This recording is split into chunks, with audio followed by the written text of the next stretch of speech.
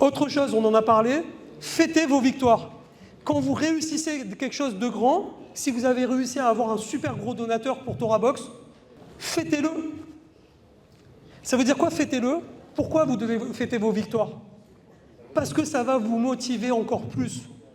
Mais quand je dis fêtez-le, faites-le de manière intelligente. Alors je vais vous dire, au début, quand j'ai donné mes premières conférences, j'avais le trac.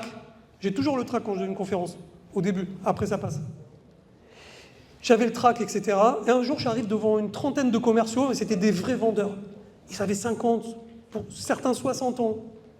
Ils avaient déjà 30 ou 40 ans presque de vente derrière eux, et ils me regardent et ils me disent « Tu peux rien nous apprendre dans la vente. On est des vendeurs, on est des tueurs. » Imaginez un peu la scène. Moi, c'était peut-être ma 3e ou 4e conférence que je donnais sur la vente. C'était un peu mal barré, entre guillemets. Et à la fin de la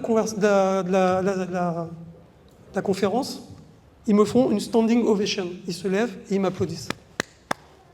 Ils sont venus me voir après la conférence et ils m'ont dit vraiment bravo. On ne pensait pas qu'on pouvait apprendre encore des choses à notre âge. Mais vous savez ce que j'ai fait? Je suis parti dans un magasin de décoration. Il y avait un objet de décoration que je voulais acheter depuis longtemps, qui n'était pas donné, quelques milliers de shekels. J'ai été l'acheter ce jour-là. Je l'ai mis dans mon salon, et tous les jours, je le vois. C'est un truc qui est censé durer 200 ans. C'est en bois. C'est un objet décoratif en bois magnifique. Et tous les matins, quand je le vois, vous savez ce que ça me rappelle? La standing ovation. Ça me rappelle que je suis capable d'épater des commerciaux qui sont des commerciaux confirmés et d'avoir une standing ovation.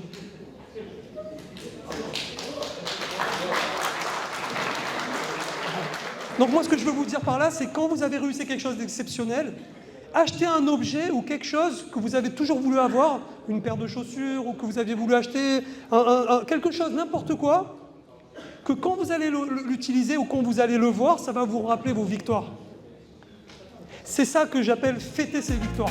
La vente, c'est la matérialisation de l'enthousiasme, de la certitude partagée. David Youssef, ça n'écrit pour toutes celles